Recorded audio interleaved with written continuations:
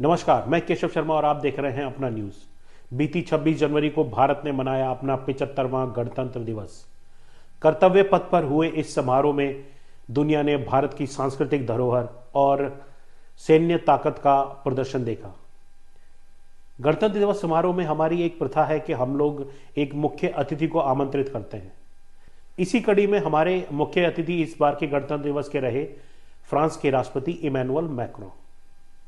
Emmanuel Macron अपनी भारत यात्रा पर 25 जनवरी को ही हिंदुस्तान आ गए थे। राजस्थान के जयपुर में प्रधानमंत्री नरेंद्र मोदी के साथ उन्होंने एक रोड शो किया और नरेंद्र मोदी के साथ ही उन्होंने कई ऐतिहासिक धरोहर जो जयपुर की थी वो देखी। इसी के साथ उन्होंने मोदी के साथ एक जगह बैठकर कुल्हड़ में चाय पी, जहां पे नरेंद्र मोदी ने उस चाय का भुगतान यूपीआई के थ्रू दुकानदार को किया, जिसे देखकर इमैनुअल मैक्रों थोड़े से प्रभावित हुए। जब उनके सम्मान में रात्रि भोज आयोजन किया गया तो उस संबोधन में उन्होंने कहा कि भारत आकर उन्हें काफ़ी अच्छा लग रहा है और भारत की अतिथि देवो भव की जो पद्धति है उसे देखकर वो काफ़ी खुश हैं।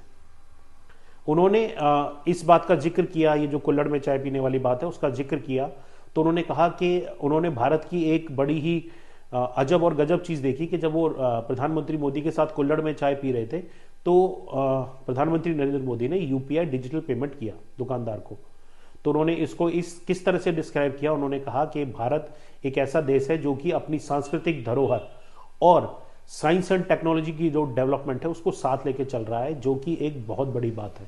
सांस्कृतिक धरोहर कहें तो जैसे कि कुल्हड़ में जो मिट्टी का बर्तन है उसमें चाय पीना और पेमेंट मतलब उसका भुगतान कैश में ना कर पूरी तरह डिजिटल होकर उन्होंने उसको यूपीआई के थ्रू पेमेंट किया।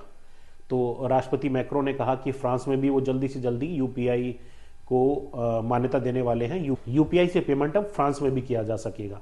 उन्होंने कहा इसी तरह की गठजोड़ की स्थिति सांस्कृतिक धरोहर और अभी मॉडर्न साइंस को एक साथ लेकर जिस तरह से भारत आगे बढ़ रहा है, यही एक भारत के बारे में महानता वाली चीज़ है। इस तरह के कुछ शब्द अगर कोई इस तरह का देश का राष्ट्राध्यक्ष कहता है तो ये कहीं ना कहीं भारत और भारतवासियों के लिए एक उत्साह का कारण भी बनते हैं।